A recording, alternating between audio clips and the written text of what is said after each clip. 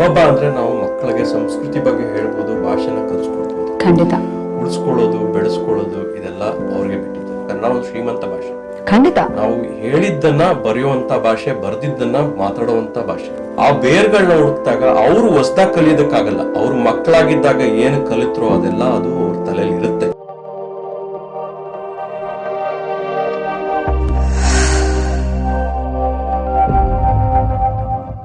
ನಾವು ಹಬ್ಬ ಅಂದ್ರೆ ನಾವು ಮಕ್ಕಳಿಗೆ ಸಂಸ್ಕೃತಿ ಬಗ್ಗೆ ಹೇಳ್ಬೋದು, ಭಾಷೆನ ಕಲಿಸ್ಕೊಡ್ಬೋದು. ಖಂಡಿತ.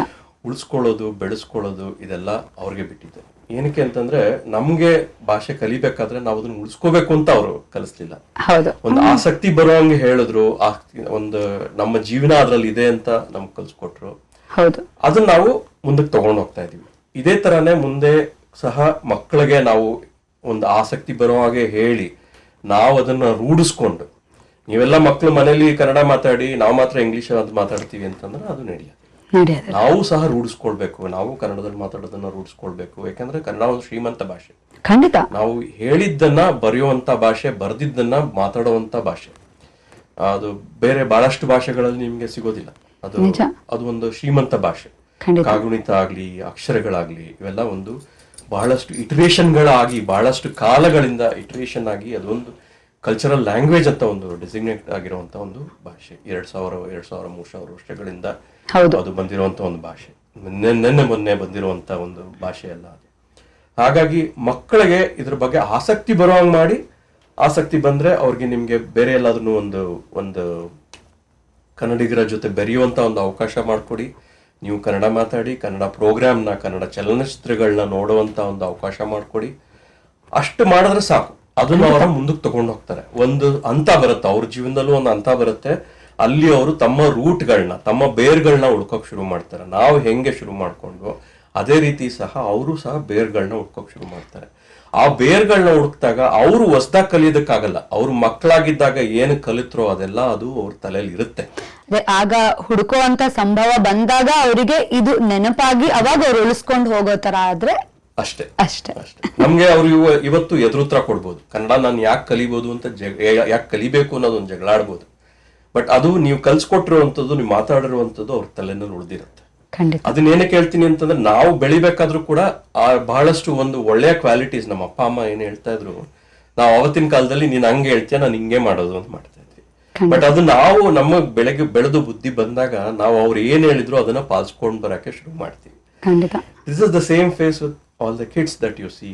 ಇವತ್ತು ನೋಡಿರುವಂತ ಮಕ್ಕಳು ಕೂಡ ಅವರು ಒಂದು ಪ್ರಬುದ್ಧತೆಗೆ ಬಂದಾಗ ಅದನ್ನ ಫಾಲೋ ಮಾಡ್ತಾರೆ. ಅದೇ ರೀತಿ ಭಾಷೆ, ಸಂಸ್ಕೃತಿ, ನಮ್ಮ ಆಚಾರ ವಿಚಾರ ಎಲ್ಲ ಮುಂದೆ ಯಾವತ್ತಾದ್ರೂ ಬರುತ್ತೆ ಅವ್ರಿಗೆ. ಸೊ ಅದನ್ನ ಕಲ್ಸ್ಕೊಡುವಂತ ಒಂದು ಪ್ರಯತ್ನಗಳಾಗ್ಬೇಕಷ್ಟೆ. ಖಂಡಿತ, ಅಬ್ಸಲ್ಯೂಟ್ಲಿ. ಅದಕ್ಕೆ ಒಂದು ಸಣ್ಣ ಉದಾಹರಣೆ ನಾನೇ ಅಂತ ನಾನು ಹೇಳ್ಕೊಳ್ಬೇಕು. ಯಾಕಂತಂದ್ರೆ ಈ ತರ ಉಳಿಸ್ಕೊಂಡ್ ಬಂದಿದ್ ನಾನು ಹೊರನಾಡಲ್ಲಿ ಬೆಳೆದಿದ್ದು.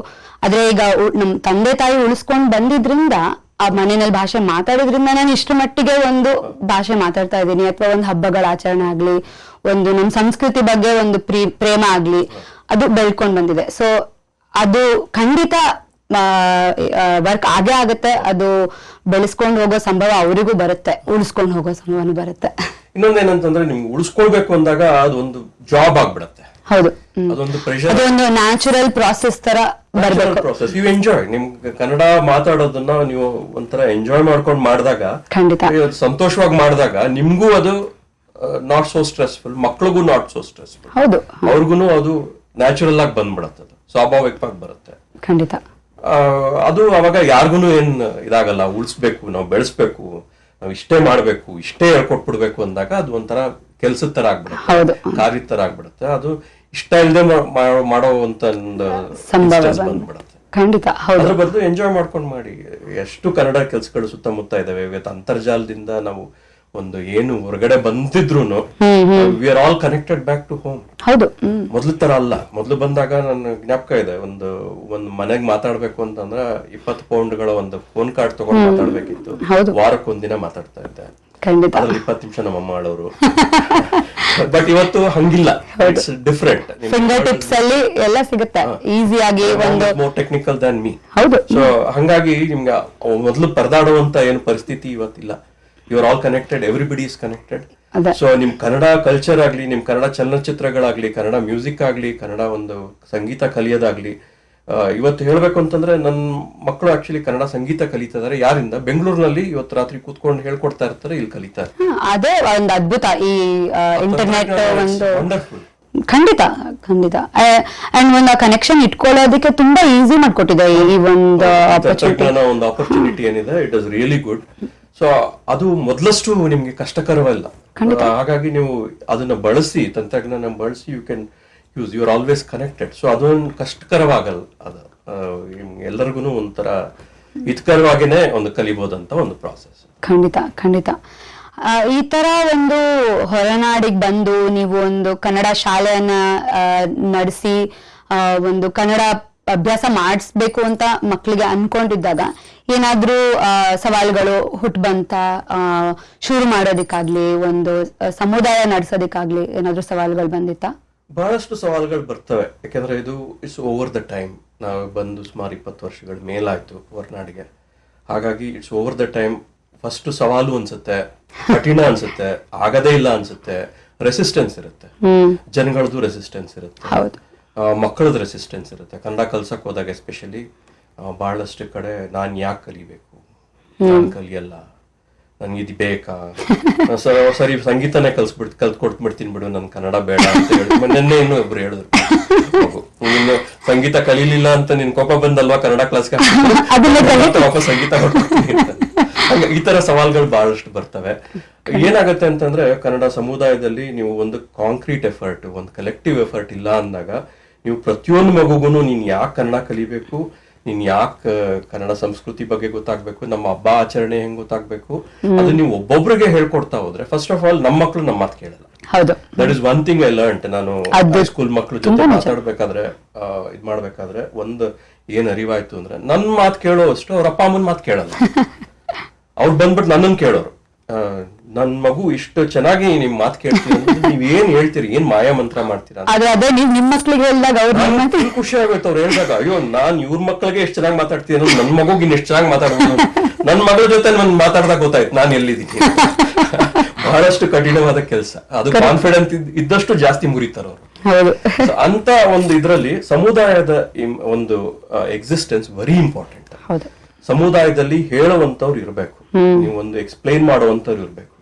ನಮ್ಮ ಒಂದು ಪೂಜೆ ಮಾಡ್ತಾ ಇರ್ತೀವಿ, ಈ ಪೂಜೆನ ಯಾಕೆ ಮಾಡ್ಬೇಕು ಅಂತ ನಾವು ಒಂದು ಪೇರೆಂಟ್ ಹೇಳೋದಕ್ಕೂ, ಸಮುದಾಯದಲ್ಲಿ ಬೇರೆಯವ್ರು ಬಂದು ಎಕ್ಸ್ಪ್ಲೈನ್ ಮಾಡೋದಕ್ಕೂ, ಜಡ್ಜ್ ಮಾಡದೇ ಇರೋರು ಬಂದು ಎಕ್ಸ್ಪ್ಲೈನ್ ಮಾಡೋದಕ್ಕೂ ಬಹಳ ಡಿಫ್ರೆನ್ಸ್ ಆಗುತ್ತೆ.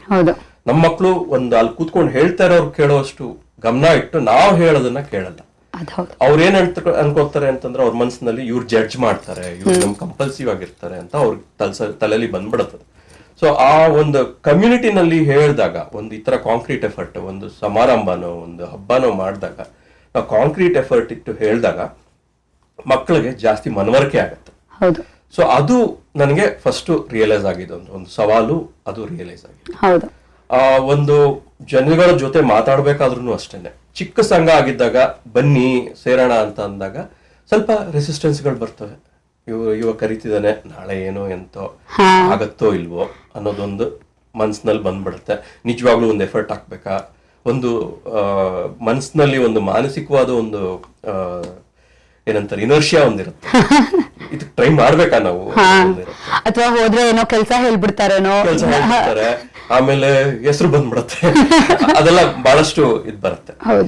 ನಾವ್ ಯಾವಾಗ ಸೆಲ್ಫ್ಲೆಸ್ ಆಗಿ ನಾವ್ ಮಾಡ್ತಿರೋದು ಕನ್ನಡಕ್ಕೋಸ್ಕರ, ನಾವು ಮಾಡ್ತಿರೋದು ನಮ್ಮ ಒಂದು ಸಮುದಾಯಕ್ಕೋಸ್ಕರ ಅಂತ ಯಾವತ್ತು ಕನ್ವಿನ್ಸ್ ಆಗುತ್ತೋ ಜನಕ್ಕೆ, ಎಲ್ರೂ ಕೈಗೂಡಿಸ್ತಾರೆ. ಯಾರೂನು ಡೌಟ್ ಪಡಲ್ಲ, ಸಂದೇಹ ಪಡಲ್ಲ, ಎಲ್ರೂ ಕೈಗೂಡಿಸ್ತಾರೆ. ಅವಾಗ ನಿಮ್ಗೆ slowly you will get support. ಒಬ್ಬೊಬ್ಬರಾಗಿ ಬರ್ತಾರೆ, ಬಂದು ಜಾಯಿನ್ ಆಗ್ತಾರೆ. ಅವಾಗ ನಿಮ್ಗೆ ಅದು ಒಂಥರ ಸವಾಲು. ಇನಿಷಿಯಲ್ ಫೇಸಸ್ ನೀವು ಏನೇ ತಗೊಂಡ್ರು ಸವಾಲೇ, ವಿದ್ಯಾಭ್ಯಾಸನೇ ಸವಾಲು, ಜೀವನ ಸವಾಲು. ಅಂತದ್ರಲ್ಲಿ ಕನ್ನಡ ಒಂದು ಸಂಘ ಮಾಡೋದು, ಒಂದು ಶಾಲೆ ಮಾಡೋದು ಕೂಡ ಒಂದು ಸವಾಲು.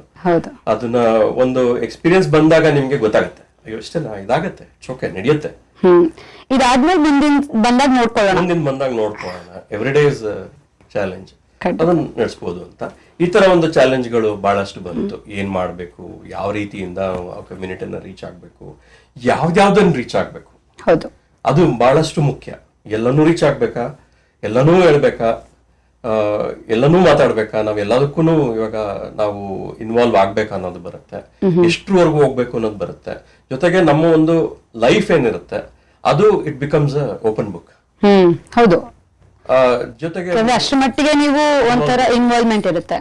ಜೊತೆಗೆ ದೆರ್ ವಿಲ್ ಬಿ ಕಾಲ್ಸ್ ಬರುತ್ತೆ. ಒಂದ್ಸಲ ನೀವು ಒಂದು ಕಮ್ಯುನಿಟಿ ಮುಂದೆ ನಿಂತ್ಕೊಂಡಾಗ ಬಹಳಷ್ಟು ಕಾಲ್ಸ್ ಗಳು ಬರ್ತವೆ. ಅವರು some people will be telling to happiness ಇಂದ ಕಾಲ್ ಮಾಡ್ತಾರೆ, ತುಂಬಾ ಸಂತೋಷ ಆಯ್ತು ಮಾಡ್ತಿದ್ದೀರಾ ಅಂತ, ಸಂತೋಷ ಅಂತ ಒಂದು ಕಾಲ್ಗಳು ಬರುತ್ತೆ. ಕೆಲವೊಂದ್ಸಲ ಪ್ಯಾನಿಕ್ ಕಾಲ್ಸ್ ಗಳು ಬರುತ್ತೆ. ಬಿಕಾಸ್ ಹೊರನಾಡ್ನಲ್ಲಿ ಬಂದಿರ್ತೀವಿ, ಯಾರ ಜೊತೆ ಮಾತಾಡ್ಬೇಕು, ಒಂದು ಗಾಬರಿ ಆದಾಗ, ಒಂದು ಕೆಟ್ಟ ಒಂದು ಸಂದರ್ಭದಲ್ಲಿ ಯಾರ ಜೊತೆ ಮಾತಾಡ್ಬೇಕು ಅನ್ನೋ ಗೊತ್ತಾಗಲ್ಲ, ಯಾವ ಟೈಮ್ ನಲ್ಲಿ ಗೊತ್ತಾಗಲ್ಲ. ಅದು ಒಂದು ಒಳ್ಳೆ ವಿಷಯನೇ, ಅವರಿಗೆ ಒಂದು ಸಮುದಾಯದ ಒಂದು ಫೀಲ್ ಬರುತ್ತಿದೆ. ಯಾಕಂದ್ರೆ ಒಂದ್ ಕೆಟ್ಟದಾದಾಗ್ಲೂ ಅವ್ರು ನಿಮ್ಮನ್ನ ಏನೋ ಕಾಲ್ ಮಾಡ್ಬೋದು ಅಂತ ಅವ್ರಿಗೊಂದು ಭಾವನೆ ಬಂದಿದೆ ಅಂದ್ರೆ ಅದೊಂದು ನಂಬಿಕೆ ಇದೆ. ಸೊ ಅದರಿಂದ that is when you start feeling ಇದು ಸಮುದಾಯ ಅಲ್ಲ, ಮನೆ ಅಂತ ಒಂದು ಫ್ಯಾಮಿಲಿ, ಸಂಸಾರ ಅಂತ ನೀವು ಫೀಲ್ ಮಾಡ್ಕೋತಾರೆ. ಆ ಫೀಲ್ ಬಂದಾಗ ನಿಮ್ಗೆ ಒನ್ಸ್ ಯು ಗೆಟ್ ದಟ್ ಒಂದು ಫೀಲಿಂಗ್ ಬರುತ್ತಲ್ಲ, ಫ್ಯಾಮಿಲಿ ಅನ್ನೋ ಫೀಲಿಂಗ್ ಬಂದಾಗ you pass that phase. Correct. ಆ ಫೇಸ್ ಬಂದಾಗ ನಿಮ್ಗೆ ಏನೇ ಒಳ್ಳೇದು ಕೆಟ್ಟದಾದ್ರೂ ನೀವು ಕುಗ್ಗದೇನೆ ನಡ್ಕೊಂಡು ಆ ಫೇಸ್ ಬರೋವರೆಗೂ ಸ್ವಲ್ಪ ಇಟ್ ಈಸ್ ಅ ಚಾಲೆಂಜ್, ಒಂದು ಸವಾಲ್ ಅದು. ಸೊ ಅದು ನನಗೆ ಶಾಲೆಲಾಗ್ಲಿ ಕಮ್ಯುನಿಟಿ ಮಾಡೋದಕ್ಕಾಗ್ಲಿ ಸವಾಲ್ ಬಂತು. But I am very lucky, very fortunate to have a very vibrant community around me. Kannada community is always like that. ನಾವು ಗಲಾಟೆ ಮಾಡಲ್ಲ, ಬಟ್ ಸ್ವಭಾವ ತುಂಬಾ ಮೃದು.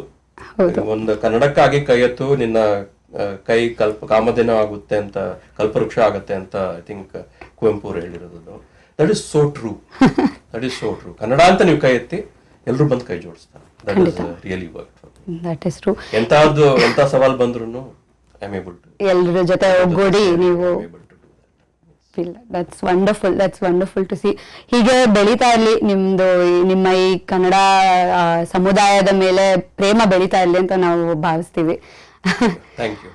ಆಮೇಲೆ ನೀವು ಇದು ಸಮುದಾಯ ಬೆಳೆಸೋದಿಕ್ಕೆ, ಸಮುದಾಯ ಒಂದು ಈ ಕನ್ನಡ ಶಾಲೆಯನ್ನ ಬೆಳೆಸೋದಿಕ್ಕೆ ಕರ್ನಾಟಕ ಸರ್ಕಾರದಿಂದ ಏನಾದ್ರೂ ಸಹಕಾರನ ಪಡ್ಕೊಂಡಿದ್ದೀರಾ? ಯಾವತ್ತಾದ್ರೂ ಅವ್ರನ್ನ ಸಂಪರ್ಕ ಮಾಡಿದೀರಾ ಹಿಂದೆ ಯಾವಾಗಾದ್ರೂ? ಖಂಡಿತ. ಅಂದ್ರೆ ಇದೊಂದು ವಿಷಯದಲ್ಲಿ ಹೇಳ್ಬೇಕು ಅಂತಂದ್ರೆ there is a lot of disconnect. ಕರ್ನಾಟಕಕ್ಕೂ ಕರ್ನಾಟಕ ಸರ್ಕಾರಕ್ಕೂ, ಜೊತೆಗೆ ನಾವು ಇಲ್ಲಿ ಹೊರನಾಡಿನಲ್ಲಿರುವಂತ ಕನ್ನಡಿಗರಿಗೂ ಕನ್ನಡ ಸಂಘಗಳಿಗೂ ಕನೆಕ್ಷನ್ಸ್ ಸ್ವಲ್ಪ ಕಮ್ಮಿ. ಪ್ರಾಬಬ್ಲಿ ಒಂದು ಎಫರ್ಟ್ ಹಾಕಿದಾಗ ಅದು ಬಹಳಷ್ಟು ಚೇಂಜ್ ಆಗತ್ತೆ. ಒಂದು ರಾಜಕೀಯ ಪರಿಸ್ಥಿತಿ ಆಗ್ಲಿ, ಒಂದು ಇದಾಗ್ಲಿ, ಒಂದು ಯಾರು ಇನ್ಚಾರ್ಜ್ ಇರ್ತಾರೋ ಅವ್ರು ಚೇಂಜ್ ಆಗ್ತಾರೋ, ಬದಲಾದಾಗ ಮತ್ತೆ ಅವ್ರಿಗೆ ಹಳಬ್ರು ಮಾಡಿರುವಂತದ್ದು ಗೊತ್ತಾಗದೇ ಇರ್ಬೋದು. ಹಾಗಾಗಿ ಏನಾಗ್ತದೆ, ಇಲ್ಲಿ ಹೊರನಾಡಲ್ಲಿರುವಂತ ಕನ್ನಡ ಸಂಘಗಳಿಗೆ ಮೊದಲಿಂದ ಇರುವಂತ ಸಂಘಗಳಿಗೆ ಸ್ವಲ್ಪ ಕನೆಕ್ಷನ್ ಇರೋರಿಗೆ ಇದೆ ಬಹಳಷ್ಟು. ಇವಾಗ ನಿಮ್ಗೆ ಹೇಳ್ಬೇಕು ಅಂತಂದ್ರೆ ನಿಮ್ಗೆಲ್ಲ ಪ್ರತಿಯೊಂದು ದೇಶದಲ್ಲೂ ಕನ್ನಡ ಸಂಘಗಳಿದೆ, ಎಲ್ಲಾ ನಗರಗಳಲ್ಲೂ ಕನ್ನಡ ಸಂಘಗಳಿದಾವೆ, ಬೆಳ್ಕೊಂಡಿದೆ. ಸೊ ಸ್ವಲ್ಪ ಕರ್ನಾಟಕ ಸರ್ಕಾರದಿಂದ ಈ ನಿಟ್ಟಿನಲ್ಲಿ ಸ್ವಲ್ಪ ಕೆಲಸ ಆಗ್ಬೇಕಾಗಿದೆ. They should be able to have a platform where we can connect easily to the government. ಅಲ್ಲಿಂದ ನಮ್ಗೆ ಬಹಳಷ್ಟು ಸಹಾಯ ಬೇಕು. ಧನ ಸಹಾಯ ಬೇಡದೆ ಇದ್ರು ನಮ್ಗೆ ಒಂದು ಕಲ್ಚರಲ್ ಸಂಸ್ಕೃತಿ ಆಗ್ಲಿ, ನಾವು ಒಂದು ಮಕ್ಕಳನ್ನ ಯಾವ ರೀತಿಯಿಂದ ಇನ್ವಾಲ್ವ್ ಮಾಡ್ಕೋಬಹುದು ಕಮ್ಯುನಿಟಿನಲ್ಲಿ. ಕರ್ನಾಟಕದಲ್ಲಿ ಒಂದು ಕಮ್ಯುನಿಟಿ, ಇವಾಗ ನಾವು ಎಲ್ಲ ಇಂಡಿಯಾಗೆ ಹೋಗ್ತೀವಿ, ಭಾರತಕ್ಕೆ ಹೋಗ್ತೀವಿ, ಬೆಂಗಳೂರಿಗೆ ಹೋಗ್ತೀವಿ, ಕರ್ನಾಟಕಕ್ಕೆ ಹೋಗ್ತೀವಿ. ಅಲ್ಲಿ ಹೋದಾಗ ಮಕ್ಕಳಿಗೆ ಇನ್ವಾಲ್ವ್ ಆಗತ್ತವಂತ ಆಕ್ಟಿವಿಟಿ ಆಗ್ಲಿ, ಒಂದು ಫ್ರೇಮ್ ವರ್ಕ್ ಆಗ್ಲಿ ಬೇಕು. ಬಿಕಾಸ್ ಇವರು ಮುಂದೆ ಯಾವತ್ತಿದ್ರು ಕರ್ನಾಟಕಕ್ಕೆ ಒಂದು ಸಂಪರ್ಕ ತಂತು. ನಮ್ಮ ಮಕ್ಕಳು ಆ ಸಂಪರ್ಕದಲ್ಲಿ ಇರಲೇಬೇಕು. ಆ ಸಂಪರ್ಕದಲ್ಲಿ ಇರಬೇಕು ಅಂತಂದ್ರೆ ಕರ್ನಾಟಕ ಸರ್ಕಾರದಿಂದನೂ ಸ್ವಲ್ಪ ಒಂದು ಎಫರ್ಟ್ ಬೇಕು. ನಾವು ಹಾಕಕ್ ರೆಡಿ ಇದೀವಿ, ಕೈ ಜೋಡ್ಸಕ್ ರೆಡಿ ಇದೀವಿ. ಜೊತೆಗೆ ಇಲ್ಲೂ ಸಹ ನಾವು ಸಾಕಷ್ಟು ಕಾರ್ಯಕ್ರಮಗಳನ್ನ ಹಾಕೊಳಕ್ ರೆಡಿ ಇದೀವಿ. ಸ್ವಲ್ಪ ನಮ್ಗೆ ಆ ಕಡೆ ಮೆಟೀರಿಯಲ್ಸ್ ಬೇಕು. ಇವಾಗ ನಾನು ಕನ್ನಡ ಶಾಲೆ ಬಗ್ಗೆ ಹೇಳ್ತಾ ಇದ್ದೆ, ಕನ್ನಡ ಅಕಾಡೆಮಿ ಬಗ್ಗೆ ಹೇಳ್ತಾ ಇದ್ದೆ. ಕನ್ನಡ ಅಭಿವೃದ್ಧಿ ಪ್ರಾಧಿಕಾರ ಮತ್ತು ಮೈಸೂರು ವಿಶ್ವವಿದ್ಯಾನಿಲಯ ಏನಿದೆ, ಅವರು ಕೈ ಜೋಡಿಸಿದ್ದಾರೆ ಕನ್ನಡ ಅಕಾಡೆಮಿ ಜೊತೆ. Affiliated with both of them. So ಯಾರಾದ್ರೂ ಅಪ್ರೋಚ್ ಮಾಡಿದಾಗ, ಮೈಸೂರು ಯೂನಿವರ್ಸಿಟಿ ಆಗ್ಲಿ, ಕನ್ನಡ ಅಭಿವೃದ್ಧಿ ಪ್ರಾಧಿಕಾರ ಆಗ್ಲಿ, ಯಾರಾದ್ರೂ ಅಪ್ರೋಚ್ ಮಾಡಿದಾಗ ಈ ತರ ಒಂದು ಫ್ರೇಮ್ ವರ್ಕ್ ಇದೆ, ಯು ಹ್ಯಾವ್ ದೀಸ್ ಆಪ್ಷನ್ಸ್, ಇದಕ್ಕೆ ಹೋಗ್ಬೇಕಂತೇನಿಲ್ಲ, ಯು ಹ್ಯಾವ್ ದೀಸ್ ಆಪ್ಷನ್ಸ್ ಅಂತ ಒಂದು ಹೇಳೋದಕ್ಕೆ ಒಂದು ಕೇಂದ್ರವಾದ ಒಂದು ಜಾಗ ಇರ್ಬೇಕು ಅವ್ರಿಗೆ. ದಾರಿ ಮಾಡ್ಕೊಟ್ಟಂಗೆ ಇರ್ಬೇಕು. ಸೊ ಅವ್ರಿಗೆ ಸ್ವಲ್ಪ ಅವೇರ್ನೆಸ್ ಇರ್ಬೇಕು, ಯಾವ್ಯಾವ ದೇಶಗಳಿದೆ, ಇಲ್ಲಲ್ಲಿದೆ, ಯಾವ್ಯಾವ ಊರುಗಳಿದೆ, ಆ ಒಂದು ಸಂಘಕ್ಕೆ ಯಾವ ರೀತಿಯಿಂದ ಕನೆಕ್ಷನ್ ಇದೆ ಅದು ಬೇಕು. ಇದು ಎಲ್ಲದಕ್ಕಿಂತ ಹೆಚ್ಚಾಗಿ ಮುಖ್ಯವಾಗಿ ನಮ್ಗೆ ಅವಶ್ಯಕತೆ ಕಂಡು ಬಂದಿದ್ದು ಕೋವಿಡ್ ನಂತ ಒಂದು ಮಹಾಮಾರಿ ಬಂದಾಗ ನಮ್ಗೆ ಬಹಳಷ್ಟು ಎಷ್ಟೊಂದು ವಿಚಾರಗಳು ಅವಾಗ ಕಂಡು ಬಂದಿದೆ. ಖಂಡಿತ. ಸೊ ಆ ಆಬ್ಸೆನ್ಸ್ ನಮ್ಗೆ ಅವತ್ತು ತಿಳಿಯಿತು. ಒಂದು ಕರ್ನಾಟಕ ಸರ್ಕಾರ ರೀಚ್ ಆಗ್ತಾ ಇದ್ವಿ, we are trying to reach them, telling that ನಮ್ಗೆ ಫಂಡ್ಸ್ ಇದೆ, ಈ ಕಡೆಯಿಂದ ಕಳ್ಸಿಕೊಡ್ತಾ ಇದ್ವಿ, ನಾವ್ ಇಲ್ಲಿಂದ ಬರಕ್ ಆಗ್ತಿಲ್ಲ, ಏನಾದ್ರೂ ಆಕ್ಸಿಜನ್ ಕಾನ್ಸಂಟ್ರೇಟರ್ಸ್ ಅಥವಾ ಆಸ್ಪತ್ರೆಗೂ ಏನಾದ್ರೂ ಸಹಾಯ ಮಾಡ್ಬೇಕು ಅಂತಂದ್ರೆ ಯಾವ ರೀತಿಯಿಂದ ಯಾರನ್ನ ಅಪ್ರೋಚ್ ಮಾಡ್ಬೇಕು ಅಂತ ಕೇಳೋದಾಗ ನಮ್ಗೆ we found that there is absence of that connection. So ಅದು ಬೇಕು. ನಾವು ಕೋವಿಡ್ಗೆ ಕಾಯಬಾರದು. ನಾವು ಮೊದಲನೇ ಒಂದು ಕೇಂದ್ರೀಕೃತವಾದ ಒಂದು ಜಾಗನ ನಿರ್ಮಿಸ್ಬೇಕು. ಅದಕ್ಕೆ ಕರ್ನಾಟಕ ಸರ್ಕಾರ ಜೊತೆಗೆ ನಾವು ಇಲ್ಲಿರುವಂತ ಸಂಘಗಳು ಒಟ್ಟಿಗೆ ಕೈ ಹಾಕಿ, ನಾನು ಹೇಳ್ಬೇಕು ಅಂತಂದ್ರೆ ಆ ಟೈಮ್ನಿಂದ ನಾನು ಈ ಎಲ್ಲಾ ಕನ್ನಡ ಸಂಘಗಳು, ಕೆನಡಾದಲ್ಲಿರುವಂತ ಕನ್ನಡ ಸಂಘಗಳೇನಿದೆ, ನಾನು ಎಲ್ಲದಕ್ಕೂ ಒಂದು ಕೂಟ ಅಂತ ಒಂದು ಮಾಡೋದಕ್ಕೆ ಪ್ರಯತ್ನ ಪಡ್ತಾ ಇದ್ದೀನಿ. ಜೊತೆಗೆ ಒಟಾನಲ್ಲಿ ನಾಗಭೂಷಣ ಸರಂಬಿ ಅಂತಿದ್ದಾರೆ, ಜೊತೆಗೆ ವ್ಯಾಂಕೂವರ್ ನಲ್ಲಿ ಗಿರೀಶ್ ಚಂದ್ರ ಅಂತಿದ್ದಾರೆ. ನೀವು ಅವ್ರ ವಿಡಿಯೋಗಳನ್ನ ಸಾಕಷ್ಟು ನೋಡಿರ್ತೀವಿ. ಈಸ್ ಅ ಪ್ರೊಫೆಸರ್ ಕನ್ನಡದಲ್ಲಿ. ಇಲ್ಲಿನ ಕೆನಡಾದ ಮಕ್ಕಳಿಗೆ ಕನ್ನಡದಲ್ಲಿ ಅವರು ಕಾಲೇಜಿನಲ್ಲಿ ಟೀಚ್ ಮಾಡಿದ್ರು ಒಂದ್ಸಲ. ವಿಡಿಯೋ ಅದು ಫೇಮಸ್ ಆಗಿತ್ತು, ವೈರಲ್ ಆಗಿತ್ತು. ತುಂಬಾ ಅದ್ಭುತ. ಸೊ ಇವರೆಲ್ಲ ಕೈ ಜೋಡಿಸಿ ಕನ್ನಡ ಕೂಟ ಮಾಡೋಣ ಅಂತ ಕೈ ಜೋಡಿಸಿದ್ದಾರೆ. ಬಹಳಷ್ಟು ಪ್ರಯತ್ನಗಳು ನಡೀತಾ ಇದಾವೆ. ಸ್ವಲ್ಪ ಕಾಂಕ್ರೀಟ್ ಆಗಿ ಈ ಮೂಲಕ ನಾನು ಕೇಳ್ಕೊಳ್ಳೋದೇನಂದ್ರೆ ಎಲ್ಲಾ ಕನ್ನಡ ಸಂಘಗಳು ಕೈ ಜೋಡಿಸಿ ಒಂದು ಕೂಟ ಮಾಡ್ಕೊಳ್ಳೋಣ. ಒಂದು ಇದರಿಂದ ಏನಾಗುತ್ತೆ ಅಂತಂದ್ರೆ ನಾವು we connect back to our place. ಹೌದು, ನಮ್ಮ ರೂಟ್ಸ್ ನಾವು ಕನೆಕ್ಟ್ ಮಾಡ್ಕೊಂಡು ಯೂನಿಫಾರ್ಮಿಟಿ ಅಂತ ಬೆಳೆಯುತ್ತೆ. ನಾವು we have A connection back home. ನಮ್ಮ ಮನೆಗಳು ಅಷ್ಟೇ ಅಲ್ದೇನೆ ನಮ್ಮ ನೆಲ, ನಮ್ಮ ನಾಡು, ನಮ್ಮ ಸಂಸ್ಕೃತಿ ಜೊತೆನು ಒಂದು ಕನೆಕ್ಷನ್ ಬೆಳೆಸ್ಕೊಳ್ಬೇಕು. ಅದಕ್ಕೆ ನಾವು ಇಲ್ಲಿಂದ ಒಂದು ಕಾಂಕ್ರೀಟ್ ಆಗಿ ಒಂದು ಎಫರ್ಟ್ ಹಾಕಿದ್ರೆ ಅಲ್ಲಿ ಕೂಡ ನಾವು ಕನೆಕ್ಟ್ ಆಗ್ಬೋದು.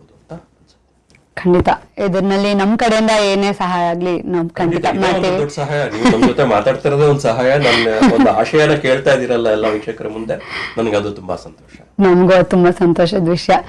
ಇದೇ ಒಂದು ಪಾಯಿಂಟ್ ಅಲ್ಲಿ ನಮ್ಗೆ ಈ ಕನ್ನಡ ರಾಜ್ಯೋತ್ಸವದ ಪ್ರಯುಕ್ತ ನಮ್ ವೀಕ್ಷಕರಿಗೆ ನೀವೇನಾದ್ರೂ ಒಂದೆರಡು ಮಾತು ಹೇಳ್ಬೇಕಂತಂದ್ರೆ ಹೇಳ್ಬೋದು. ಖಂಡಿತ. ಕನ್ನಡ ನಮ್ಗೆ ಬರೀ ನವೆಂಬರ್ ಅಲ್ಲ, ಎಲ್ಲಾ ಟೈಮಲ್ಲೂ ಕನ್ನಡ ಇರುತ್ತೆ. ಕನ್ನಡವೇ ಉಸಿರು. ನಾವು ಅಲ್ಲಿಂದ ಬಂದಿರುವಂತ ಒಂದು ಉದ್ದೇಶ, ನಾನು ಆಗ್ಲೇ ಹೇಳ್ದಂಗೆ, ಒಂದು ಬೇರೆ ಜೀವನ ನಾವು ನೋಡೋದಕ್ಕೆ ಬಂದಿರೋದು. ಒಂದು ಉದ್ದೇಶ ಇರುತ್ತೆ. ನಮ್ಮ ಒಂದು ಕೆಲ್ಸದ ಮೇಲೋ ಕೆರಿಯರ್ ಮೇಲೋ ಬಂದಿರ್ತೀವಿ, ಬೇರೆ ತರ ಜೀವನ ನೋಡಕ್ ಬಂದಿರ್ತೀವಿ. ಒಂಥರ ಕ್ಯೂರಿಯಾಸಿಟಿ ಇರುತ್ತೆ. ಒಂಥರ ನಾವು ಬೇರೆ ದೇಶದಲ್ಲಿ ಹೆಂಗಿರ್ಬೋದು ಅನ್ನೋ ಕ್ಯೂರಿಯಾಸಿಟಿನಲ್ಲಿ ನಾವು ಚಿಕ್ಕವರಿದ್ದಾಗ ಪ್ರಾಬ್ಲಿ ಬಂದಿರ್ತೀವಿ ಇಲ್ಲಿ. ಅದು ಒಂಥರ ಡಿಫ್ರೆಂಟ್ ಆಗಿರುತ್ತೆ. ಇಲ್ಲಿ ಜೀವನ ಡಿಫ್ರೆಂಟ್. ಆವಾಗ ಒಂಥರ ಸೋಷಿಯಲ್ ಸ್ಟಿಗ್ಮಾ ಇತ್ತು. ನಾವುಗಳು ಬಂದಾಗ ಫಾರಿನ್ ಹೋದ್ರೆ ಹೊಟ್ಟೆ ಹೋದ್ರು ಮರ್ತೋಗತ್ತೆ ಅನ್ನೋದೊಂದು ಸ್ಟಿಗ್ಮಾ. ಕನ್ನಡ ಕಲ್ಸಲ್ಲ ಮಕ್ಕಳಿಗೆ ಬರಲ್ಲ ಮಕ್ಕಳಿಗೆ. ಇವತ್ತು ನಮ್ಮ ಮಕ್ಕಳು ಕನ್ನಡ ಮಾತಾಡ್ತಿರ್ತಾರೆ, ಓದ್ತಾರೆ, ಬರೀತಾರೆ. So that stigma we have successfully removed. We are at least we are on the process of removing it. ಅದನ್ನ ತೆಗ್ದಿದೀವಿ. But going forward we have to do more to this. ಒಂದು ಎಂಜಾಯ್ ಮಾಡ್ಕೊಂಡು ಮಾಡೋವಂತ ಒಂದು ಪ್ಲಾಟ್ಫಾರ್ಮ್ ರೆಡಿ ಆಗಿದೆ. ಅದಕ್ಕೆ ನಾವು ಕನ್ನಡ ರಾಜ್ಯೋತ್ಸವ ಒಂದು ನೆವ ಅಷ್ಟೇ. ಅದರಿಂದ ನಾವೆಲ್ಲ ಆಚೆ ಬರೋಣ. ಎಲ್ರು ಒಂದು ಕನ್ನಡ ಕಾರ್ಯಕ್ರಮ ಅಂತಿದ್ದಾಗ ಎಲ್ರೂ ಪಾಲ್ಗೊಳ್ಳೋಣ. ಎಲ್ರೂ ಒಂದು ಮಕ್ಕಳಿಗೆ, ಇವತ್ತು ನನ್ನ ಮಕ್ಕಳಿಗೆ ಕನ್ನಡ ಚಲನಚಿತ್ರ ಗೀತೆಗಳು ಹಾಕಿದ್ರೆ ಅವ್ರು ಹೇಳ್ತಾರೆ, ಇಲ್ಲ ಇದನ್ನು ಒಂದ್ಸಲ ಮಾಡಿದ್ವಿ ಅಂತಾರೆ. ಅಷ್ಟು ಅವ್ರಿಗೆ ಬರುತ್ತೆ. ಐ ನೋ ಎಲ್ಲಾ ಭಾಷೆಗಳಲ್ಲಿರುವಂತೆ ಒಳ್ಳೆ ಚಿತ್ರಗಳು, ಕೆಟ್ಟ ಚಿತ್ರಗಳು ಎಲ್ಲ ಇರ್ತವೆ. ಸೊ ನಾವು ಇಲ್ಲ ಕನ್ನಡ ಚಿತ್ರಗಳು ಅಂದ್ರೆ ಕೆಟ್ಟ ಚಿತ್ರಗಳು ಅಂತ ಬ್ರ್ಯಾಂಡ್ ಮಾಡ್ಕೊಳ್ಳೋದು ಬೇಡ. ಬಹಳಷ್ಟು ಒಳ್ಳೆ ಚಿತ್ರಗಳು, ಚಲನಚಿತ್ರಗಳು ಇದಾವೆ. ಬಹಳಷ್ಟು ಒಳ್ಳೆಯ ಬುಕ್ಸ್ ಇದಾವೆ. ಕನ್ನಡ ಕಲಿತಾ ಇದಾರೆ ಮಕ್ಕಳು. ಅವ್ರಿಗೆ when my daughter reads chapter books, ಒಂದು ಅಭ್ಯಾಸ ಬೆಳೆಸ್ಕೊಳಕ್ ಟ್ರೈ ಮಾಡ್ತಾ ಇದೀನಿ. So that she will read. ಅದೇ ಚಾಪ್ಟರ್ ಬುಕ್ಸ್ ಕನ್ನಡದಲ್ಲೂ ಇದಾವೆ. ಬಹಳಷ್ಟು ಶ್ರೀಮಂತವಾದ ಒಂದು ವಿಚಾರಗಳು ಅದರಲ್ಲಿದ್ದಾವೆ. ನಾನು ಬಹಳಷ್ಟು ಕಡೆ ಬರಿತಾ ಇರ್ತೀನಿ. ನೀವು ಎಸ್ ಎಲ್ ಭೈರಪ್ಪ ಅವ್ರದ್ದು, ಕುವೆಂಪು ಅವರ ಬುಕ್ಸ್ಗಳು ಓದಿದಾಗ, ತರಾಸು ಅವ್ರದ್ದಾಗ್ಲಿ ಬುಕ್ಸ್ಗಳು ಓದಿದಾಗ ಪಾತ್ರಗಳು ಬದಲಾಗ್ತವೆ, ಕಾಲಮಾನ ಬದಲಾಗ್ತವೆ, ಆದ್ರೆ ಮನುಷ್ಯನ ಜೀವನ ಯಾವತ್ತು ಹಾಗೇ ಇರುತ್ತೆ. ಅದೇ ಸವಾಲುಗಳು ಬರ್ತವೆ. ನೀವು ಎಸ್ ಎಲ್ ಭೈರಪ್ಪ ಅವ್ರು 1960ರಲ್ಲಿ ಬರೆದಿರುವಂತ ಕಾದಂಬರಿನ ತೆಗೆದು ನೋಡಿ, ಇವತ್ತಿಗೂ ಅದು ಪ್ರಸ್ತುತ. ಒಂದು ನೀವು ಜಲಪಾತ ಅಂತ ಒಂದು ಕಾದಂಬರಿ ಓದಿ ನೋಡಿ. ಇವತ್ತು ನಾನು ಫೇಸ್ಬುಕ್ ನಲ್ಲಿ ಬರ್ದಿದ್ದೆ ಅದ್ರ ಬಗ್ಗೆ. ಅದರಲ್ಲಿ ಬರುವಂತ ಕಥಾನಾಯಕನಿಗೆ ಜಿಜ್ಞಾಸೆ, ಬೊಂಬಾಯಿಲಿರೋದ ಮತ್ತು ವಾಪಸ್ ಊರಿಗೂ ಹೊರಡೋದ. ಅದೇ ಜಿಜ್ಞಾಸೆ ನಮಗೂ ಇದೆ. ಬಂದವರೆಲ್ಲ 1 ತಿಂಗಳಿಗೆ ಬಂದವರು, ಇವತ್ತು 20 ವರ್ಷದಿಂದ 1 ತಿಂಗಳಿಗೆ ಬಂದಿದ್ದಾರೆ. ನನ್ಗೆ ಯಾರೋ ಹೇಳ್ತಾ ಇದ್ರು 2 ವರ್ಷ, ನಾನು 2 ವರ್ಷ ಇರೋದು ಅಷ್ಟೇ, ನಾನು ಹೊರಟೋಗ್ತೀನಿ ಭಾರತಕ್ಕೆ ಅಂತ. ನಾನು ಹೇಳ್ತೀನಿ, ನಾನು 1 ತಿಂಗಳಿಗೆ ಬಂದಿದ್ದು 20 ವರ್ಷದಿಂದ. ಹೋಗುವಾಗ ಹೋಗ್ತೀವಿ, ಹೆಂಗ್ ಹೋಗ್ತೀವೋ ಗೊತ್ತಿಲ್ಲ, ಹೋಗುವಾಗ ಹೋಗ್ತೀವಿ. ಆದ್ರೆ ಅಲ್ಲಿ ತನಕ ಇಲ್ಲೊಂದು ಜೀವನ ಇದೆ, ಇಲ್ಲೊಂದು ನಾವಿದೀವಿ, ಇಲ್ಲೂ ಕನ್ನಡ ಇದೆ, ಇಲ್ಲೊಂದು ಕರ್ನಾಟಕ ಇದೆ. ಆ ಕರ್ನಾಟಕಕ್ಕೆ ನೀವೆಲ್ಲ ಕೈ ಜೋಡಿಸಿ, ಇರೋವರೆಗೂ ಮಾಡೋಣಂತೆ. ಆ ಕರ್ನಾಟಕಕ್ಕೆ ಕೈ ಜೋಡಿಸೋದಕ್ಕೆ ಒಂದು ಪ್ರಯತ್ನ ಇದು, ರಾಜ್ಯೋತ್ಸವ ಮಾಡುವಂಥದ್ದು ಒಂದು ಪ್ರಯತ್ನ, ಕನ್ನಡ ಶಾಲೆಗೆ ನಿಮ್ಮ ಮಕ್ಕಳನ್ನು ಕಲಿಸೋದಂತೂ ಪ್ರಯತ್ನ. ನೀವುಗಳು ಎಲ್ಲಿದ್ದೀರೋ ಅಲ್ಲಿಂದನೇ ಬಂದು ಅವೇರ್ನೆಸ್ ಇದ್ರೆ ಸಾಕು. ಕನ್ನಡ ಅಂತ ಒಂದು ಇಲ್ಲಿದೆ, ಒಂದು ಸಂಘ ಇದೆ, ಒಂದು ಸಂಸ್ಥೆ ಇದೆ ಅಂತ ಅವೇರ್ನೆಸ್ ಬಂದಾಗ that's more than enough. So ಆ ಅವೇರ್ನೆಸ್ನ ನೀವು ಡೆವಲಪ್ ಮಾಡೋದಕ್ಕೆ ಪಾರ್ಟಿಸಿಪೇಟ್ ಮಾಡಿ. ಒಂದು ಸಂಘ ಸಂಸ್ಥೆ ಅಂತ ಬಂದಾಗ ದಯವಿಟ್ಟು ಒಂದು ನೀವು ಕೂಡ ಕೈ ಜೋಡಿಸಿ, ಎಷ್ಟಾಗುತ್ತೋ ಅಷ್ಟು ಮಾಡಿ ಅಂತ ನಾನು ಕೇಳ್ಕೊಳಕ್ಕೆ ಪ್ರಯತ್ನ ಮಾಡ್ತೀನಿ. ಖಂಡಿತ ಅದೊಂದು ಅದ್ಭುತವಾದ ಆಲೋಚನೆ. ಅಲ್ಲಿಗೆ ಈ ಆಲೋಚನೆಯೊಂದಿಗೆ ನಮ್ಮ ಕಾರ್ಯಕ್ರಮನ ಇವತ್ತು ಮುಕ್ತಾಯ ಮಾಡೋಣ. ತುಂಬಾ ಧನ್ಯವಾದಗಳು ಇಷ್ಟು ಮಾತಾಡೋದಕ್ಕೆ ಅವಕಾಶ ಮಾಡಿಕೊಟ್ಟಂತ ನನ್ನ ಸ್ನೇಹಿತೆಯಾದಂತ ಅರು ಅವ್ರಿಗೆ, ಆರ್ಜೆ ಅರು ಅವ್ರಿಗೆ ಧನ್ಯವಾದಗಳು. ಜೊತೆಗೆ ನಮ್ಮ ಟೊರೊಂಟೊ ಟಿವಿ ತಂಡ ಏನಿದೆ, ಅವರು ಬಹಳಷ್ಟು ಪರಿಶ್ರಮದಿಂದ ಪರಿಚಯ ಮಾಡ್ಕೊಡಕ್ಕೆ, ಇಲ್ಲಿ ಒಂದು ಕನ್ನಡ ಸಾಧನೆ ಏನಾಗ್ತದೆ ಅದನ್ನ ಪರಿಚಯ ಮಾಡ್ಕೊಡೋದಕ್ಕೆ ಬಹಳಷ್ಟು ಒಂದು ಪರಿಶ್ರಮ ಹಾಕ್ತಿದ್ದಾರೆ. ಅವ್ರಿಗೆ ಖಂಡಿತ ಎಷ್ಟು ಧನ್ಯವಾದ ಹೇಳಿದ್ರು ಸಾಕಾಗ್ತಿಲ್ಲ. ಜೊತೆಗೆ ಇಲ್ಲಿ ಕನ್ನಡ ಕಲಿಸುವ, ಕನ್ನಡ ಒಂದು ಬೆಳೆಸುವ ಒಂದು ಮನೋಭಾವಗಳ ಮಹಾನ್ ವ್ಯಕ್ತಿಗಳ ಒಂದು ನೆಟ್ವರ್ಕ್ ಇದೆ. ಅವರೆಲ್ಲರಿಗೂ ನಾನು ಈ ಮೂಲಕ ವಂದನೆಗಳನ್ನ ತಿಳಿಸೋದಕ್ಕೆ ಪ್ರಯತ್ನ ಪಡ್ತೀನಿ. ಮತ್ತು ಎಲ್ಲಾ ವೀಕ್ಷಕರಿಗೂ, ಎಲ್ಲ ನೋಡಿರುವಂತ ಒಂದೆಲ್ಲ ಪ್ರೇಕ್ಷಕರಿಗೆ ಮತ್ತು ವೀಕ್ಷಕರಿಗೆ ನಮಸ್ಕಾರ ಹಾಗೂ ಧನ್ಯವಾದ ಹೇಳೋದಕ್ಕೆ ಇಷ್ಟಪಡ್ತೀನಿ. ನಮಸ್ಕಾರ. Thank you. ನಮಸ್ಕಾರ.